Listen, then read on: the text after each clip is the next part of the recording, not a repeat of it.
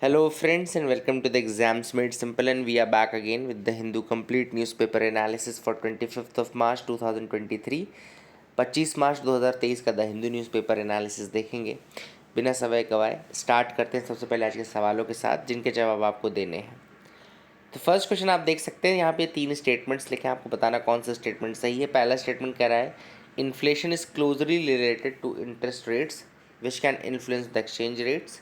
Second कह रहा है lower interest rates are most commonly attracting the foreign investment. Third कह रहा है लो इंटरेस्ट रेट इस पर consumer spending and income growth, economic growth. तो आपको बताना है कौन सा स्टेटमेंट सही है। अब देखो, पहला स्टेटमेंट तो बिल्कुल सही कि जो इन्फ्लेशन है वो इंटरेस्ट रेट से रिलेटेड रहता है ना, बढ़ाना घटाने में क्या कैसा है, तो पहला स्टेटमेंट बिल्कुल सही है। दूसरा कह रहा है कि लो इंटरेस्ट रेट जो है वो फॉरेन इन्वेस्टमेंट को अट्रैक्ट करता है, तो ये गलत स्टेटमेंट है। आप कॉमन सेंस लगाओ कि अगर आपका इंटरेस्ट रेट कम है तो ये फॉरेन इन्वेस्टमेंट क्यों अट्रैक्ट करेगा, उनको तो भैया कम मिलेगा ना इनकम। जैसे कि क्या हमने पढ़ा है कि फेडरल बैंक जब इंटरेस्ट रेट बढ़ाता है तो इन्वेस्टमेंट पूरा वहाँ भाग जाता है। तो यही सिंपल सा लॉजिक है, इन्वेस्टमेंट बढ़ा, अगर इन्वेस्टमेंट बढ़ रहा है इसका मतलब इंटरेस्ट रेट बढ़ाया होगा किसी ने, ठीक है ना। That is the first thing. तो यहाँ पे सेकंड स्टेटमेंट गलत हो जाएगा। अब तीसरा स्टेटमेंट कह रहा है लो इंटरेस्ट रेट्स इस पर consumer spending and economic growth. Low interest rate जो है वो कंज्यूमर स्पेंडिंग को बढ़ाता है, ये बिल्कुल सही स्टेटमेंट है। क्यों? क्योंकि अगर इंटरेस्ट रेट कम है तो आपको लोन लेने का जो पैसा है वो भी कम कम इंटरेस्ट पर मिलेगा, तो आप ज़्यादा से ज़्यादा लोन ले सकते हो। लोग ज़्यादा लोन लेंगे तो ज़्यादा स्पेंडिंग करेंगे, ज़्यादा स्पेंडिंग करेंगे तो इकोनॉमिक ग्रोथ बढ़ेगी। तो पहला तीसरा स्टेटमेंट सही है। दूसरे सवाल पे आते हैं, ये भी इकोनॉमी का रिलेटेड सवाल ही है। यहाँ पे भी 3 स्टेटमेंट है। पहला स्टेटमेंट कह रहा है price rise which is the result of increase in production cost is known as cost push inflation, ठीक है ना। तो ऐसा प्राइस राइज जो कि प्रोडक्शन कॉस्ट को बढ़ा दे वो कॉस्ट पुश इन्फ्लेशन है। दूसरा कह रहा है even if the price of one good has gone up it is considered inflation. अगर एक भी प्रोडक्ट की प्राइस बढ़ेगी तो इन्फ्लेशन कहलाएगा। एंड तीसरा कह रहा है mismatch between demand and supply can lead to inflation. तो डिमांड एंड सप्लाई का जो मिसमैच है वो इन्फ्लेशन कॉज करता है, ठीक है ना। तो ये अलग अलग स्टेटमेंट। अब पहला स्टेटमेंट जो है बिल्कुल सही स्टेटमेंट है, यही कॉस्ट पुश इन्फ्लेशन होता है जिसमें प्रोडक्शन कॉस्ट बढ़ जाती है because of the raw materials, कुछ भी हो सकता है यहाँ पे। दूसरा जो है स्टेटमेंट वो बिल्कुल गलत स्टेटमेंट है, क्योंकि देखो inflation is the general rise in the price level, ठीक है ना। कहते हैं general rise in the price level, तो जनरल राइज का मतलब होता है कि मोस्ट ऑफ द गुड्स का जब प्राइस बढ़ेगा, नॉट जस्ट वन गुड। अगर कोई एक चीज़ महंगी हो जाएगी तो इसका नहीं आप उसको इन्फ्लेशन बोल लेंगे। और तीसरा स्टेटमेंट जो है वो बिल्कुल सब सही है, डिमांड एंड सप्लाई का अगर मिसमैच होगा तो वो इन्फ्लेशन कॉज करेगा। तो that is again a statement which is correct. अगला सवाल देख लेते हैं। The Rajya Sabha does not have a procedure for moving of. इनमें से कौन सी चीज़ मूव करने का प्रोसीजर राज्यसभा के लिए नहीं है? Options are first is censure motion, second is adjournment motion and third is the no confidence motion. तो आपको बताने में से which does not have, Rajya Sabha does not have the procedure for moving of which of the following. The correct answer is 1 2 3 again for this. तो तीनों ही इसके सही हैं। I hope you got clarity regarding these questions. आगे move करते हैं news analysis की तरफ। पहले पीआईबी और बाकी के अलग जगह के हम न्यूज़ आइटम्स देख लेते हैं उसके बाद। तो पहली न्यूज़ है इंडियन एयरफोर्स का मिराज 2000 एयरक्राफ्ट जो है वो पार्टिसिपेट कर रहा है in the exercise cobra warrior. Cobra warrior exercise कहाँ हो रही है? ये हो रही है यूनाइटेड किंगडम में, याद रखिएगा यूनाइटेड किंगडम में एक्सरसाइज कोबरा वॉरियर हो रही है। And it is a joint exercise which is taking along side 6 other air forces. 6 और एयर फोर्सेज हैं जिसमें United kingdom, Finland, Sweden, south Africa, Saudi Arabia, United states, Singapore, ये सब participate कर रहे हैं इसके साथ, इंडिया के साथ साथ। तो कोबरा वॉरियर याद रखिएगा। सेकेंड न्यूज़ जो है वो है सेती प्रोजेक्ट के रिगार्डिंग। सेती प्रोजेक्ट आप लोग को बताया भी है मैंने। सेती रिवर हाइड्रो पावर प्रोजेक्ट जो है ये नेपाल का प्रोजेक्ट है, याद रखिएगा। इसमें इंडिया की तरफ से एनएचपीसी लिमिटेड है कि नेशनल हाइडल पावर कॉरपोरेशन जो है वो पार्टिसिपेट कर रही है, ठीक है ना। तो रिवर सेती 450 मेगावाट का सेती रिवर 6 हाइड्रो पावर प्रोजेक्ट जो है वो आपको याद रखना है। And this is being done by NHPC limited, ठीक है ना। And this project will be built in the Doti and Achham districts of Nepal and will aim to provide the country with much needed electricity. तो इसको याद रखिएगा। अगला जो न्यूज़ है वो है एबल प्राइज़ के रिगार्डिंग। तो अभी Norwegian mathematician Niels Henrik Abel के नाम पे ये दिया जाता है Abel prize. Norwegian mathematician Niels Henrik Abel के नाम पे दिया जाता है।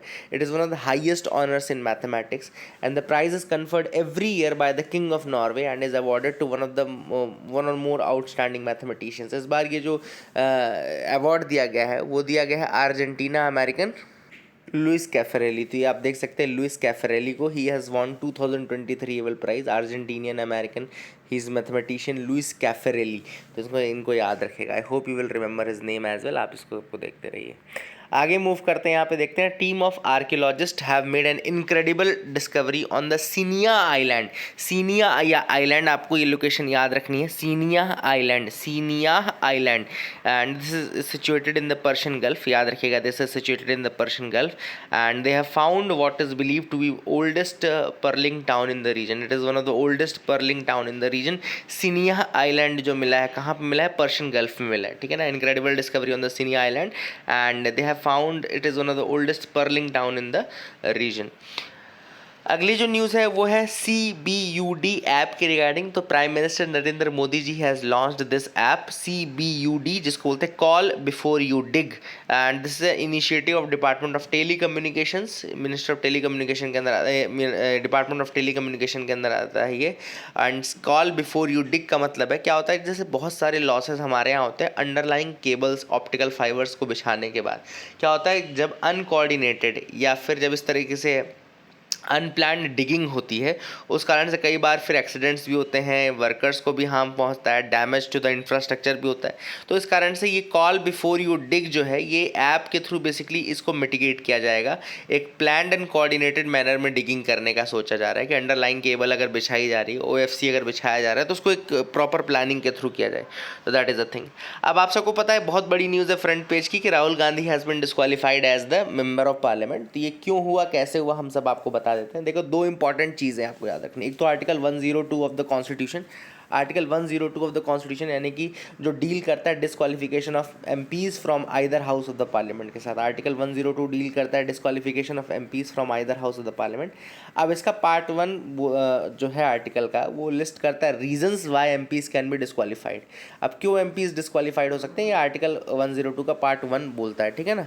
तो क्या क्या रीजंस हैं, तो ए है if he holds any office of profit under the government of India or government of any state, है ना।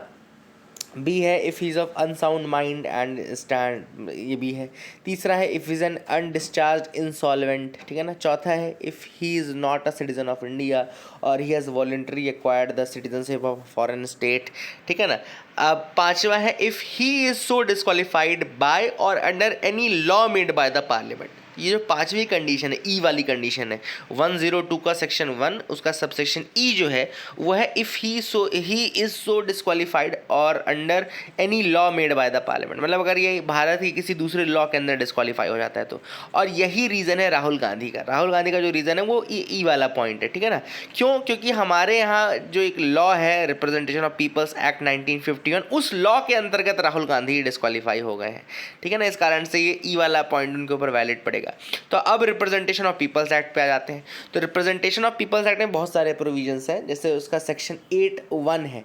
सेक्शन 8(1) जो है उसमें बताता है कि किस तरीके से अगर कोई व्यक्ति हेट स्पीच के माध्यम से दो ग्रुप्स के बीच में एनमिटी प्रोवाइड कराता है, जैसे कि आज़म खान को अगर आपको याद होगा, आज़म खान को भी डिस्क्वालीफाई किया गया था, कन्विक्ट किया गया था हेट स्पीच के मामले में। हालांकि डिफेमेशन इस 8(1) में नहीं आता है।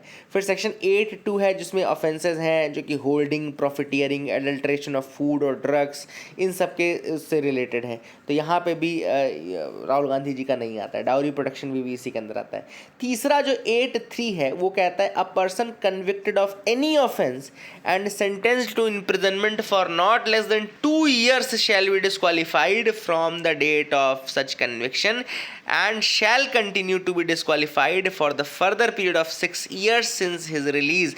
मतलब कि अगर 2 साल की सज़ा पड़ जाती है तो वो डिस्क्वालीफाई हो गए न केवल from the date of conviction, and he will remain disqualified for a further period of 6 years since the date of his release. मतलब 2 साल के बाद 6 साल और है ना। तो मतलब कुल मिला के राहुल गांधी का कैरियर ख़त्म करने के लिए ही, इसीलिए देखो आप सज़ा भी है तो मैक्सिमम दी गई है, तो मतलब सूरत का कोर्ट है तो ऑब्वियसली बात है सज़ा तो मैक्सिमम मिलेगी।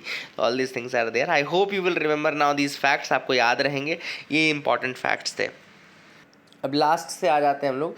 Lok Sabha has approved setting up of GST appellate tribunal. कल भी मैंने हालांकि आपको बताया था कि जीएसटी अपीलेट ट्रिब्यूनल बनने से जो आपका बर्डनिंग ऑफ हाई कोर्ट्स हो रहा है वो नहीं होगा। क्यों? क्योंकि करंटली जो टैक्स पेयर्स हैं they are filing writ petitions before the high courts in the absence of an appellate tribunal, ठीक है ना। इस कारण से अपीलेट ट्रिब्यूनल के आ जाने से बहुत सारी फ़ायदा होगा। एंड लोकसभा ने फाइनली बिल अप्रूव कर दिया है for setting up of an appellate tribunal for the resolution of disputes under GST, है ना। कल मैंने आपसे बताया था कि 50 लाख तक के केसेस जो रहेंगे वो भी ये देखेंगे, सिंगल जज बेंच ही देख लेगी। उसमें retired chief justice of supreme, retired जज ऑफ सुप्रीम कोर्ट या retired chief justice of high court जो है वो इसमें इसके अपीलेट ट्रिब्यूनल को हेड करेंगे। G20 ने कहा कि इन्फ्लेशन जो है काफ़ी स्टिकी है and they will continue the policy tightening. Policy tightening का मतलब कि ये जो आपकी हॉकिश मनी पॉलिसी होती है ना, हॉकिश मनी पॉलिसी, हमने कई बार पढ़ा है हॉकिश मनी पॉलिसी। जब इन्फ्लेशन ज़्यादा होता है तो आरबीआई जो है या सेंट्रल बैंक जो है वो आपकी हॉकिश मनी पॉलिसी लेकर के आता है। एक दूसरी पॉलिसी होती है डोविश मनी पॉलिसी भी होती है जिसको इजी मनी पॉलिसी बोलते हैं, और ये हॉकिश मनी पॉलिसी जो आपकी टाइट मनी पॉलिसी कहलाती है, ठीक है। टाइट मनी पॉलिसी मतलब कि यहाँ पे लोन के इंटरेस्ट रेट जो है वो महंगे हो जाते हैं, और इंटरेस्ट रेट के महंगे होने से क्या होता है कि लोग लोन कम लेते हैं। जो लोग जब लोन कम लेंगे तो भाव घट जाएंगे, है ना, जो भाव बढ़े हुए थे उनके, तो जब भाव घटेंगे तो इन्फ्लेशन भी घटेगा। तो this is what is happening actually, ठीक है ना। तो आई hope you got clarity. Hawkish money policy आपको समझ में आ गई, वही है मनी टाइटनिंग, ठीक है ना। GISAID temporarily lifts ban on authors of Zenodo report. तो यहाँ पे GISAID क्या है? It is an open access influenza genome database which was launched in 2008। It is an open access influenza genome database which was launched in 2008। WHO ने इसको किया था and इसने basically it was report, recently a report was posted on Zenodo, है ना, इससे related. तो उसको अभी जो lift ban on the authors of Zenodo report, तो GISAID has temporarily lift ban on that, ठीक है ना। अब GISAID क्या है इसको हम एक बार फिर से देख लेते हैं। It's a public platform which was started by WHO in 2008 for countries to share genome sequences.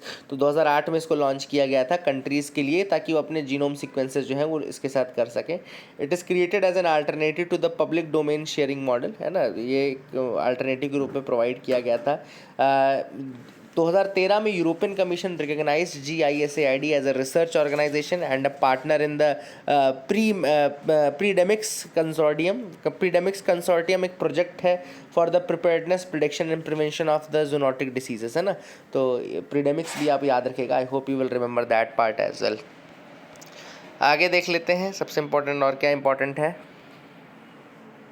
अगली न्यूज़ है 10 करोड़ की पेनल्टी लगाई गई है केरला के ऊपर for the failure to protect the Ramsar sites.